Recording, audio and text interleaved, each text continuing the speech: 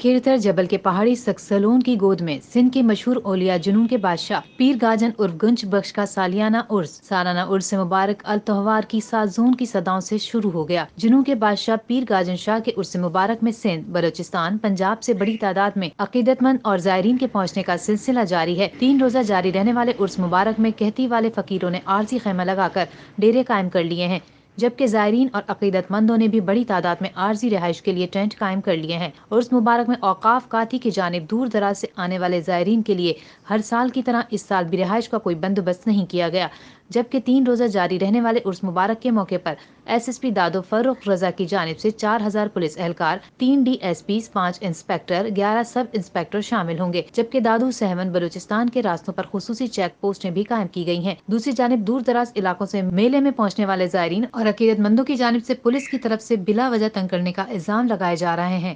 حنیف لغاری، Ekta T V, Juhi. To watch more videos, please subscribe to our YouTube channel and click the bell icon.